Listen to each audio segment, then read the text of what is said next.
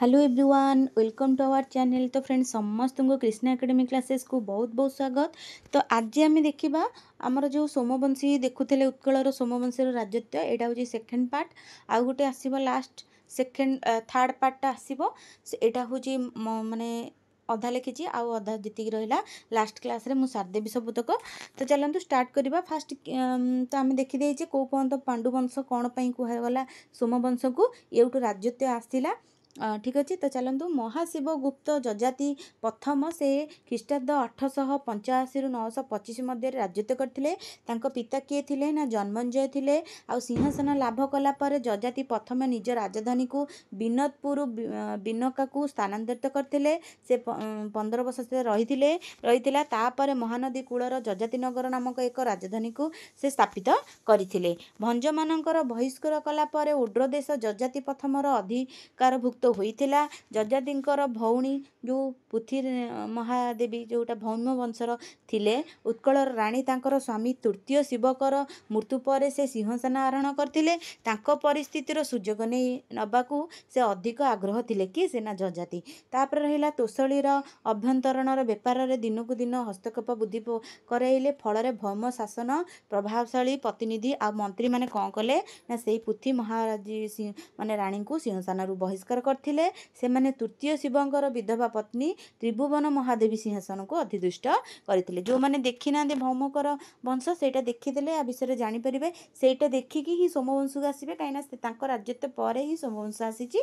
आउ ए जो ना गुडा कहली तृतीय शिवकर पुथि महादेवी से माने किए तांको विषय डिटेल्स मु सेतरा पढैची। आपण माने जाईकी सेठी देखि परिबे। तापर कोन होला ना सेतबेले प्रथम जजाति कालचूर राजांकर शंकर गणक सहित युद्ध व्यापक थिबारु जोटा कि गृहेश्वर पाटक चली राजनीतिक चक्रांतर कौनसी प्रतिकारक करिवार असमर्थ थिले। दुई पटे शत्रु तैयारी करिबा विज्ञ राष्ट्र नीतिंकर लक्ष्य थिबा अनुचित। कलाचूर माने अति शक्तिशाली थिले और जजाति प्रथम परास्त होइथिले। किंतु द्वितीय थर जतले युद्ध कले जजाति राजा से कौन कले ना अज्यपालंकर परास्त करी 32टी विशालकाय हस्ती जजाति जय को आनिथिले बा करथिले। 32टी हाथी सेठू आनिथिले। एही विजय तांकू यशस्वी करिथिला और त्राम्य शासन यार वर्णना अति सुंदर भावरे लिपिबद्ध हेबार देखा जायछि। तापर कौन है ना जजाति अनेक दानपत्र प्रदान करथिले। तांकर प्रथम दानपत्र राजतर चतुर्थ वर्ष कृति जोटा कि शुक्ल पंचमी दिन जारी होइथिला। आ सेथिरे से उड्र देशर गुंडीतम विषय रे अवस्थित थिबा कुडेकोल खंडे जोटा कि खंडक्षेत्र नामक ग्रामर जन ब्राह्मण को प्रदान करथिले। एही दानपत्र जोटा कि छिटेश्वर नामक एक महासंबंधी गृहर तत्ववादन रे लेखा जाइछि। एटा देखिदेबे। तापर रहिला राजतर नवम वर्ष रे से कोन करथिले ना कटकर ताम्य शासन प्रदान करथिले जे सेथिरे दक्षिण तोसाली मरड विषय रे शंखपाणी नामक एक जनका ब्राह्मण को से दान करथिले। एगुडाक तांकर जो विषय रे जेतेबेले जदी क्वेश्चन आसिला ताले ए वर्ष गुडाक ना रखिबे काहाकू कोन दान करथिले ता विषय टिके लिखिदेबे।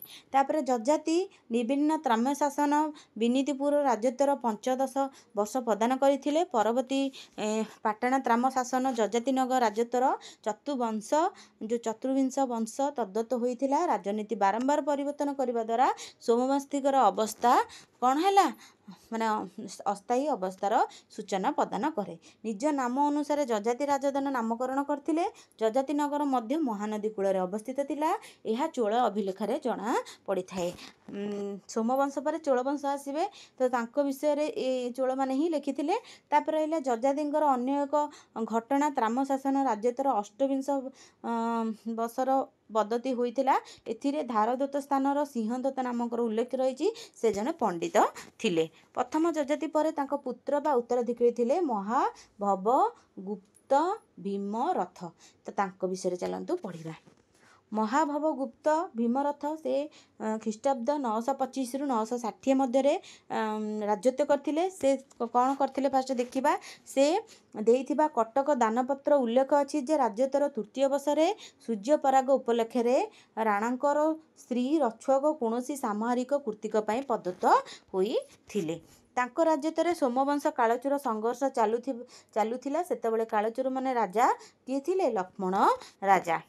କାଳଚୋର ଅଭିଲେଖାର ବର୍ତ୍ତମାନ ଅନୁସାରେ ସେ କୌଶଳ ଆକ୍ରମଣ କରିଥିଲେ ଓ ଓଡ୍ରା ଦେଶର ବହୁ ମାଣିମାଣିକ ରଚିତ ଏକ ସୁନ୍ଦର କାଳୀୟ ନାଗ ମୂର୍ତ୍ତି ନିଜ ଦେଶକୁ ଘେନି ନେଇଥିଲେ। କିଏ? କଳାଚୋର ଲୋକମାନେ। ତାପରେ ଦେଖିବା ମହାଶିବଗୁପ୍ତ ଧର୍ମରଥ ଖ୍ରୀଷ୍ଟାବ୍ଦ 960ରୁ 995 ମଧ୍ୟରେ ସେ ରାଜତ୍ୱ କରିଥିଲେ। ତାଙ୍କ ପିତା ଥିଲେ କିଏ? ମହାଭବଗୁପ୍ତ ଭୀମରଥ। ତାଙ୍କ ପୁତ୍ର ହେଉଛନ୍ତି ମହାଶିବଗୁପ୍ତ ଧର୍ମରଥ।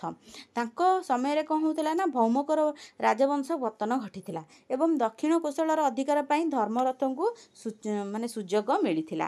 ସେ କ'ଣ କରିଥିଲେ ନା ଖଣ୍ଡପଡ଼ା ତ୍ରାମଶାସନରୁ ଉଲ୍ଲେଖ ଅଛି ଯେ ସେ କ'ଣ କରିଥିଲେ ନା ଅନ୍ତର୍ୟୁଦ୍ଧ ବିଷୟରେ ଥିବା ଭିଲିଗ୍ରାମ ଦାନ ଆକାରରେ ଶ୍ରୀ ଅଭିମନ୍ୟୁଙ୍କୁ ପ୍ରଦାନ କରିଥିଲେ।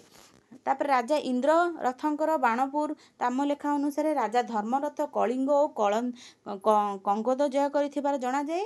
ଇନ୍ଦ୍ରରଥ ଧର୍ମରଥଙ୍କର ଭ୍ରାତା ଥିଲେ ଓ ନୂତନ ବିଜିତ ରାଜ୍ୟମାନଙ୍କର ଶାସନ ପଦପରେ ନିଯୁକ୍ତି ହୋଇଥିଲେ। ଖଣ୍ଡପଡ଼ା ତ୍ରାମଶାସନରୁ ବର୍ଣ୍ଣନା କରାଯାଏ ଯେ ଆନ୍ଧ୍ର ଓ ଗୌଡ଼ ଦେଶର ଅନେକ ନଗରକୁ ସେ କ'ଣ କରିଥିଲେ? ଅଗ୍ନିଦଗ୍ଧ କରିଥିଲେ।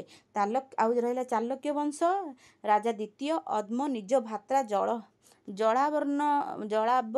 ଜଳାବନଙ୍କ ଦ୍ୱାରା ନିହତ ହୋଇଥିଲେ। ଏହାର ପ୍ରତିଶୋଧ ନେବା ପାଇଁ ବିଧବା ରାଣୀଙ୍କର ଭ୍ରାତା ଯେଉଁଟାକି ଜଟାଚୋଡ଼ ଭୀମ ସେ ଦାନବର୍ଣ୍ଣଙ୍କୁ ହତ୍ୟା କରିଥିଲେ ଓ ସେହି ପରିସ୍ଥିତିରେ କ'ଣ ହେଇଥିଲା ନା ଧର୍ମରଥର ଆନ୍ଧ୍ରକୁ ଆକ୍ରମଣ କରିଦେଇଥିଲେ। ସାମରିକ ସଫଳ ପାଇଁ ସେ କ୍ଷମତା ଦ୍ୱିତୀୟ ପରଶୁରାମ ବୋଲି କୁହାଯାଉଥିଲେ। କାହାକୁ? ଧର୍ମରଥଙ୍କୁ ଦ୍ୱିତୀୟ ପରଶୁରାମ ବୋଲି କୁହାଯାଉଥିଲା।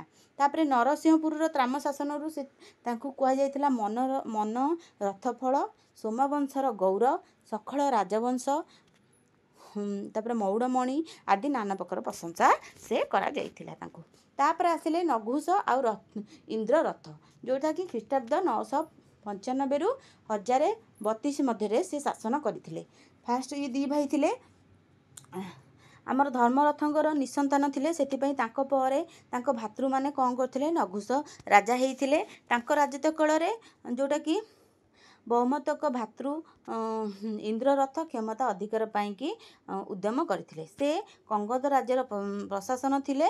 ଧର୍ମରଥଙ୍କ ପ୍ରିୟ ପାତ୍ର ଥିବାରୁ ତାଙ୍କୁ କଳିଙ୍ଗର ଶାସନ ଦାୟିତ୍ୱ ଦିଆଗଲା। ତାପରେ ଆସିଲା କ'ଣ? ସେ ନଘୁଷଙ୍କୁ ବହିଷ୍କାର କରିବା ପାଇଁ କ'ଣ କରିଥିଲେ? ସୁଯୋଗ ଅପେକ୍ଷାରେ ଥିଲେ। ଠିକ୍ ଅଛି। ସେ କ'ଣ କରିଥିଲେ? ସୁଯୋଗ ଅପେକ୍ଷାରେ ଥିଲେ। ନଘୁଷ ନିଜ ସୁଦକ୍ଷ ଶାସନ ନଥିବାରୁ ପ୍ରଜାମାନଙ୍କ ଦ୍ୱାରା ନିନ୍ଦିତ ହେଉଥିଲେ। ଏହି କାରଣ ଦର୍ଶାଏ ଯେ ଇନ୍ଦ୍ରରଥ ଏକ ଗୃହ ଯୁଦ୍ଧର ସୂତ୍ରପାତ କଲେ, ରାଜଧାନୀ ଯଯାତିନଗରକୁ ଅପାରଗତା ସୃଷ୍ଟି କଲେ। ଆଉ ନଘୁଷ ନିହତ ହୋଇ ଯୁଦ୍ଧରେ ନିହତ ହୋଇଗଲେ। ଏହି ଯୁଦ୍ଧର ସୁଯୋଗ ନେଇ କାଳଚୋରମାନେ କୋଶଳ ଉପରେ ଆକ୍ରମଣ କଲେ ଓ ରାୟପୁର ବିଳାସପୁର ଅଞ୍ଚଳର ଅଧିକାର କରିନେଲେ। ଏଥିରେ ଏବେ ଯେଉଁ କାଳଚୋର ଅଛନ୍ତି ତାଙ୍କ ରାଜା ଥିଲେ କଳିଙ୍ଗଦ ରାଜା ଥିଲେ। ଯେଉଁଟାକି ତିରମଲାର ଅଭିଲେଖରୁ ବର୍ଣ୍ଣନା କରାଯାଇଛି ଯେ ଯେଉଁଟାକି ଚୋଳ ସେନା ଓଡ଼ ଦେଶ ଜୟ କରି ରାଜଧାନୀ ଯଯାତିନଗରକୁ ସେ ଧ୍ୱଂସ କରିଦେଇଥିଲେ। ଇନ୍ଦ୍ରରଥଙ୍କର ପ୍ରଦତ୍ତ ବାଣପୁର ଶାସନର ଆବିଷ୍କୃତ ହୋଇଛି। ତାହା ରାଜତ୍ୱ 6 ବର୍ଷରେ ଜାରି ରହିଥିଲା। ସେଥିରେ କଙ୍ଗୋଦ ମଣ୍ଡଳର ଥରାଣ ବିଷୟରେ ଯେଉଁଟାକି ଲପୁ ଖମ୍ବ ଗ୍ରାମ ଦେବୀ ଯେଉଁଟାକି ଖଦରିବଣା ତାରାଙ୍କ ଉଦ୍ଦେଶ୍ୟରେ ଦାନ କରିଦେଇଥିଲେ।